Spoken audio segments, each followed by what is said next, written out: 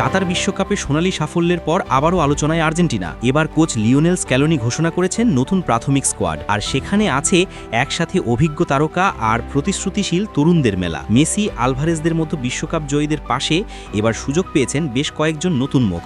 Venezuela আর Puerto রিকোর বিপক্ষে যুক্তরাষ্ট্র সফরের প্রীতি ম্যাচ সামনে রেখে আর্জেন্টিনার এই দল ঘিরে ইতোমধ্যেই শুরু হয়েছে ভক্তদের মধ্যে ব্যাপক উত্তেজনা। আসলে কারা আছেন এই 28 সদস্যের স্কোয়াডে, চলুন দেখে নেই বিস্তারিত।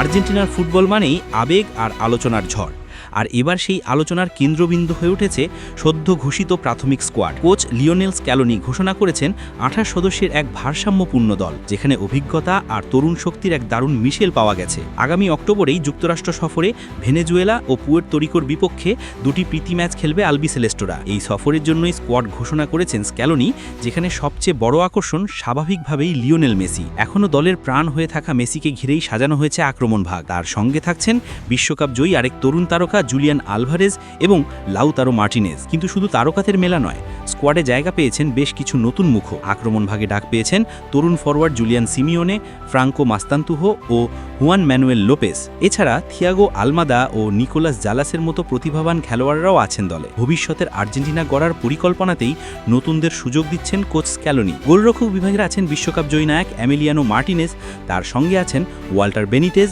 এবং ফাকুন্দো কাম্বেসি। রক্ষণভাগে অভিজ্ঞতা আর দৃঢ়তা আনতে স্কোয়াডে রাখা হয়েছে নিকোলাস ওতামেন্দি ও ক্রিস্টিয়ান রোমেরোকে। তাদের পাশে থাকছেন Gonzalo Montiel, Nahuel Molina, Leonardo Balerdi, Marcos Senesi, Lautaro Rivero ও মার্কোস আকুয়া। মধ্যমাঠে আছেন আর্জেন্টিনার ভারসাম্য রক্ষাকারী তারকারা। Leandro Paredes, Rodrigo de Paul ও এনজো ফার্নান্দেজ থাকছেন মূল ভরসা হয়ে। পাশাপাশি থাকছেন Anibal Moreno, Giovani Lo Celso, Alexis Mac Allister ও তরুণ প্রতিভা নিকো পাজ। এই মিডফিল্ড লাইন আপ আক্রমণ ও রক্ষণ উভয় জায়গাতেই সমানভাবে কার্যকর হতে পারে। আসলে এই স্কোয়াডে স্ক্যালোনির কৌশল পরিষ্কার, অভিজ্ঞতার সঙ্গে তরুণদের মিশিয়ে ভবিষ্যতের দল তৈরি করা। কাতার বিশ্বকাপ জেতার পর থেকেই আর্জেন্টিনা ধারাবাহিক সাফল্য ধরে রেখেছে। এবার প্রীতি ম্যাচ হলেও ভক্তদের চোখ থাকবে নতুন মুখগুলোর পারফরমেন্সে, কারণ এখান থেকেই তৈরি হবে আগামী দিনের মূল দল। 28 সদস্যের এই ঘোষিত স্কোয়াড তাই শুধু আসন্ন ম্যাচ নয়, বরং আর্জেন্টিনার দীর্ঘমেয়াদী পরিকল্পনারও প্রতিচ্ছবি।